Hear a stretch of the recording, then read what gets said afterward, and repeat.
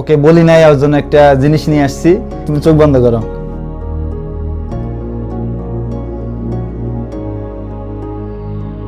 ফুল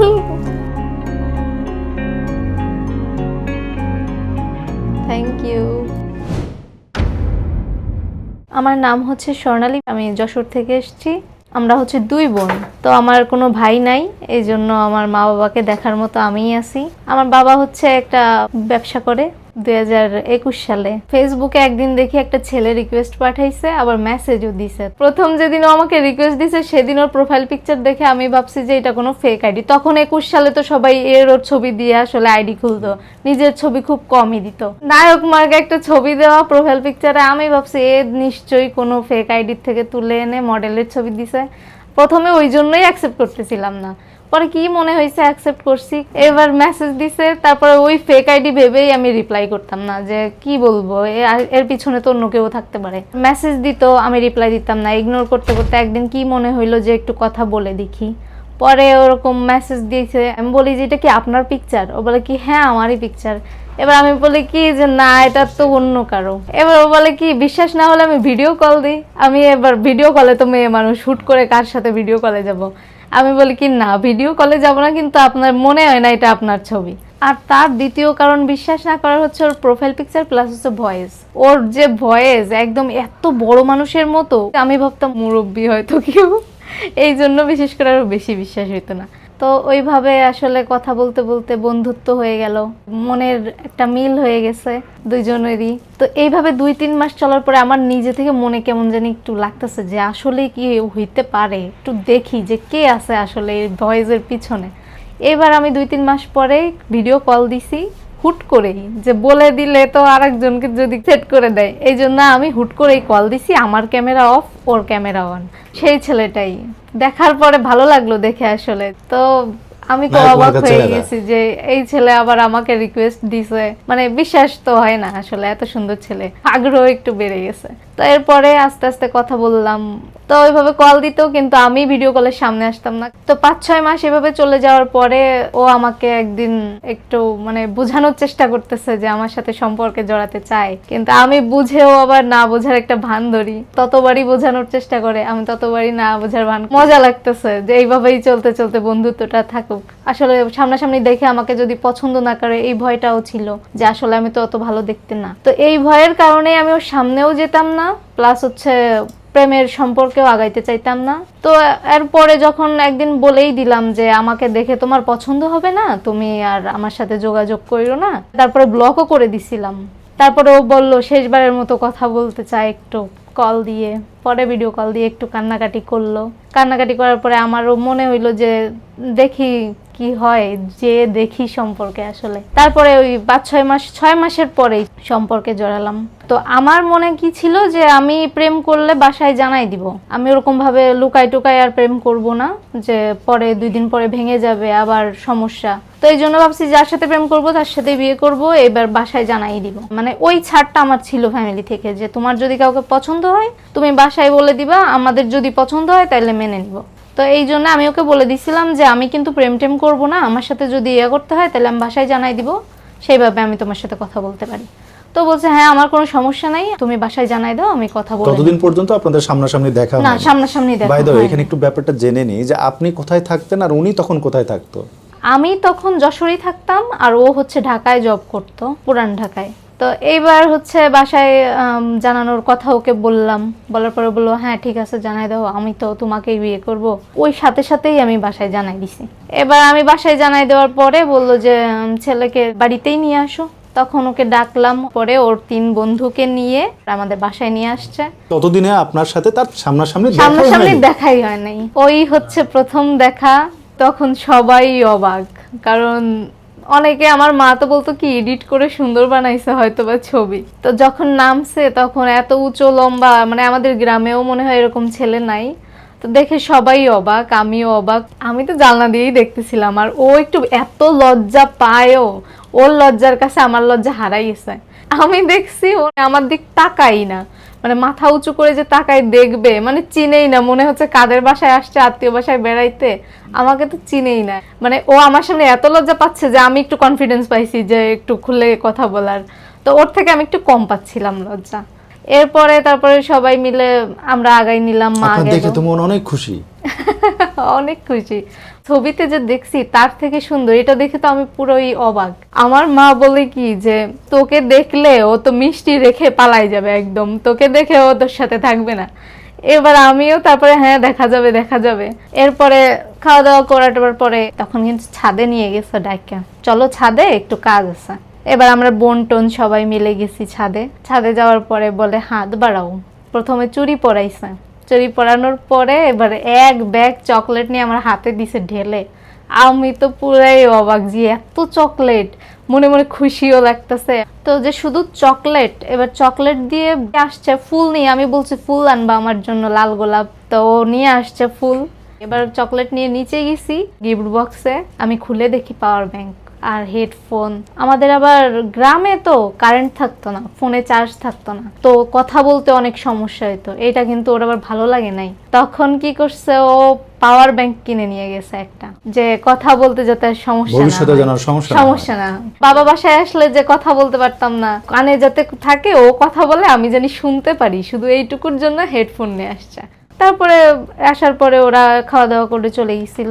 এবার ওর সম্পর্কে একটু বলি। ওর কিন্তু বাবা মা কেউ নাই, ছোটবেলায় মারা গেছে। তো অনেক কষ্টেও মানুষ হয়েছে। আমি অনেক দূর শুনছি যে ওর কেউ নাই, ছোটবেলায় কত কষ্টে মানুষ হয়েছে, নিজে করে, নিজে খেয়ে, নিজে সবকিছু করে এত দূর আসছে, এত বড় হয়েছে। তো এই কথাটা যখন আমার বাসায় জানাইছি, আমার যে ফ্যামিলির ব্যাকগ্রাউন্ড, ফ্যামিলির লোকজন কিন্তু রাজি হয় নাই। বাবারও একটু মন খারাপ হয়েছে, কারণ ও হচ্ছে অত দূরও পড়ে নাই, কারণ যেহেতু বাবা মা নাই, ওর নিজের কিন্তু সবকিছু করা লাগছে, নিজের পড়ার খরচ, নিজের খাওয়ার খরচ। এই জন্য ও ঢুকে গেছে হচ্ছে জবে খুব তাড়াতাড়ি। তো আমার যারা আছে সবাই, আমার শিক্ষিত সবাই একটু চায় যে উচ্চ লেভেলের কারোর সাথে জানি আমার বিয়ে হয়, একটা ভালো ফ্যামিলিতে বিয়ে হয়, মানে ফ্যামিলিতে সবাই থাকবে। তো যেহেতু ওর কেউ নাই, সেহেতু একটা গার্জিয়ানহীন ফ্যামিলিতে কিন্তু মেয়ে দিতে একদমই মানা করতেছিল।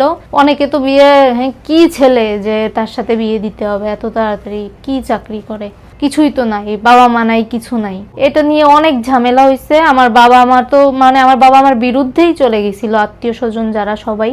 যেহেতু আমি চাইছি, আমি খুব করে চাইছি দেখেই আমার বাবা মা আমার কথার ভিত্তিতে ওর সাথে বিয়ে দিতে রাজি হয়েছে। তখন আমার মা কিন্তু অনেক, আমরা তো দুই বোন, আমার ভাই নাই, তো মা বাবারও কিন্তু যে ছেলের একটা যে তো হচ্ছে আমাদের তো ছেলে নাই, তো ওরও মা বাবা নাই, তো ছেলের মতোই দেখবো। তো সেইভাবে আমার মা, ও যে ওর বাবা মা নাই, তারপরেও যে খারাপ পথে না গিয়ে ভালো পথে থেকে একটা জবের ভিতর ঢুকছে, একদম পিওর একটা ভালো ছেলে, খুবই ভালো মনের ছেলে। আমি এতদিন তো কথা বলে মানুষ চেনাই যায় একটু হইলেও। তো তারপরে বাবাও মেনে নিল। আর মেনলি ওর ফ্যামিলিতে অনুমতি নেওয়ার মতো কেউ নাই, ও যেটা বলবে সেটাই, কারণ বাবা মা না থাকলে তো আসলে তেমন কেউ নাই বলতে গেলে। আমি যখন ছোট ছিলাম, আমার যখন 2.5 বছর বয়স, তখনই আমার মা মারা যায়। মা মারা যাওয়ার পর থেকে বাকি যে আমার জীবনটা আমার বাবাই আমাকে মানুষ করছে। আমার বাবাকে আমার মামা বাড়ির থেকে অনেকেই বলছিল যে আবার বিয়ে করতে, কিন্তু আমার বাবা সবসময় চাইতো যে না, এখন যদি বিয়ে করি আরেকটা বউ আসবে, সৎ ফ্যামিলি, এদের দেখবে না। তো এই কারণে সে আর কখনো বিয়েও করে নাই। এই যে স্যাক্রিফাইসটা বাবা করেছে, এটা ঋণ আমি কোনোদিন শোধ করতে পারবো না। কারণ বাবা যতটুকু কষ্ট করে পারছে আমাকে লেখাপড়া করার চেষ্টা করছে, অনেক কষ্ট করে মানুষ করছে আমার বাবা, যেটি এটা ঋণ আসলে শোধ করার মতন পরিস্থিতি নাই। একটা কথা আছে না যে গায়ের চামড়া দিয়েও যদি জুতা বানিয়ে দিয়ে ঋণ পরিশোধ করার মতন না। বিষয়টা হচ্ছে আমার মার ক্ষেত্রে না, এটা হচ্ছে আমার বাবার ক্ষেত্রে হয়ে গেছে আর কি, ঠিক আছে। হঠাৎ যখন আমার 15 বছর বয়স হলো, তখনই বাবাও মারা যায়। তারপর বাবা মারা যাওয়ার পরে এমনও আছে আমি এক বেলা খাইছি, আমি বাকি 2 বেলা খাতে পারি নাই, এমনও দিন গেছে। আমার পেটে অনেক ক্ষুধা, আমি অনেক কাবু, আমার মানুষ দেখে বলতো যে ভাত খাস নাই, শরীরে বুকের হাড় বের হয়ে গেছে।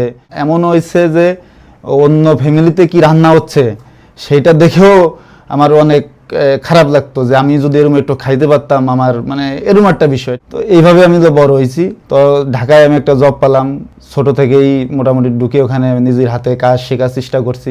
ওইভাবে লেখাপড়াটা পরে করতে পারি নাই, জব করতেছি। তারপর জব করতে করতে 2021 সালে সুন্দর একটা মেয়ের সাথে পরিচয় হলো।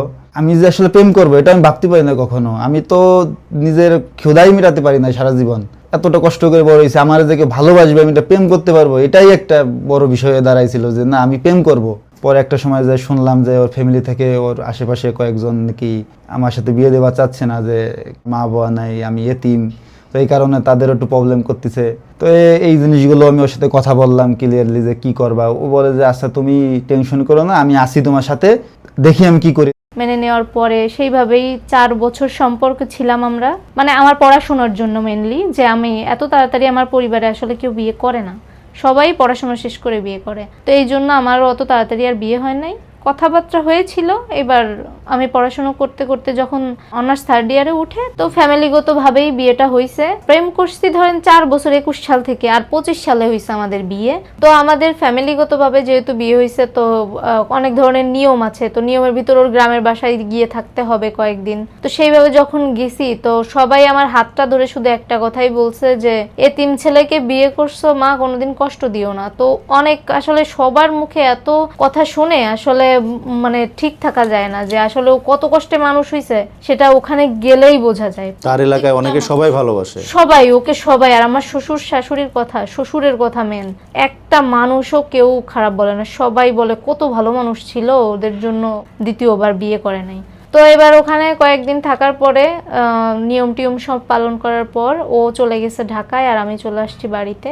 তো বিয়ে হওয়ার পরে ও ওর মতো ঢাকায় থাকতো, আর আমি আমার মতো বাড়িতে। তো বিয়ের পরে সবাই চায় যে বউ নিয়ে একসাথে থাকতে, একটা সংসার হবে ছোট্ট একটা। ওর তো ছোটবেলা থেকে ও সেরকম ভাবে বড় হয় নাই, তো ও চাচ্ছিল যে আদর যত্ন করার মতো একজন ওর পাশে থাকুক। পরিবারে বড় হয় নাই, পরিবারটা চাচ্ছিল যে আমি একটা পরিবার চাই, কিন্তু আমি তো সেভাবে আর পারতেছিলাম না, কারণ আমি হচ্ছে বাড়ির বড় মেয়ে। আমি যদি পড়াশোনা না করে বাড়ির না পাশে দাঁড়াই মা বাবার, তাহলেও তো হয় না। কেউ পড়াশোনা শেষ না করে বিয়ে করে নাই আসলে, তো আমি করে ফেলছি, কিন্তু পড়াশোনা তো ছেড়ে দেওয়া যাবে না, সবাইকে তো দেখাইতে হবে যে না, বিয়ের পরেও পড়াশোনা করা যায়। ঠিক আছে, ও দেখবে আমার মা বাবাকে, কিন্তু আমারও তো দেখতে হবে, সেজন্য আমি পড়াশোনার দিকেই আসি এখনো পর্যন্ত।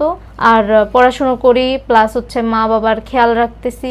আর ও মাঝে মাঝে ফোন দিয়ে বলে যে চলে আসতে ঢাকায়, কিন্তু আমি তো প্রেশার দিলেও তো যেতে পারতেছি না। এই যে যে দূরত্ব, এটা নিয়েও অনেক সমস্যা হয় দুইজনের মাঝে। অনেক সময় আমি একটা বলি ফোনের ভিতরে, ও বোঝে আর একটা, সমস্যা ঝগড়া লেগে যায় ছোটখাটো বিষয়েই, কিন্তু সবকিছু মিলায়ে এখন আসি একসাথে। কতদিন হলো বিয়ের?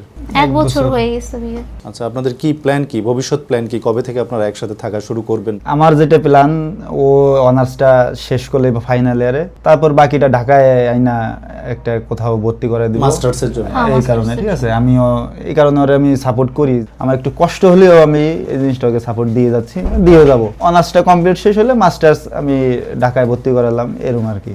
আমি প্রায় 2 সপ্তাহ 1 সপ্তাহ পর পরে শ্বশুরবাড়ি যাই, একদিন থাকি বা 2 দিন ছুটি নিয়ে থাকি। বউ পেয়ে আমি অনেক খুশি আসলে।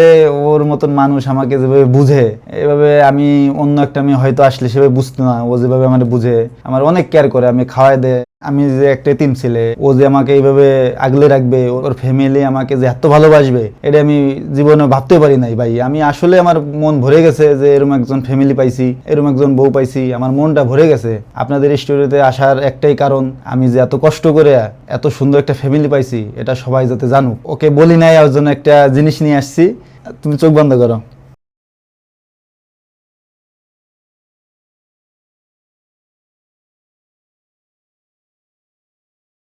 ফুল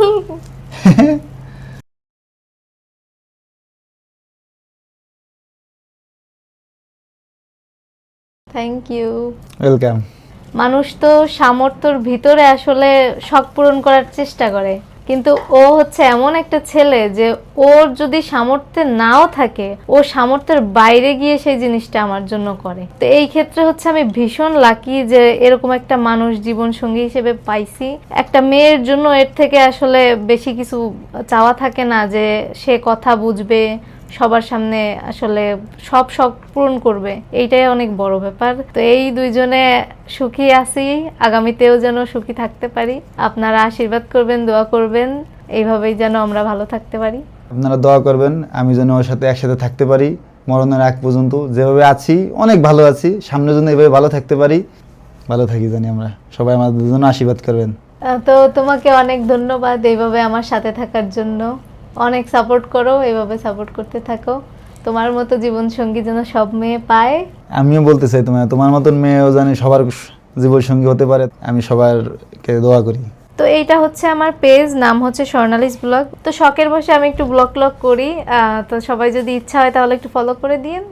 এই গল্প আমাদের একটা সুন্দর বার্তা দেয়। পরিবারের সম্মতিতে, ভালোবাসা ও বিশ্বাসের ভিত্তিতে যখন একটা সম্পর্ক গড়ে ওঠে তখন সেখানে থাকে শান্তি ও স্থায়িত্ব। পারিবারিকভাবে তারা বিবাহ বন্ধনে আবদ্ধ হয়েছেন, আর এই সিদ্ধান্তকে আমরা সম্মান জানাই। ভালোবাসা, সম্মান আর বোঝাপড়ায় একটি সুখী জীবনের মূল ভিত্তি। ধন্যবাদ সবাইকে। আসসালামু আলাইকুম।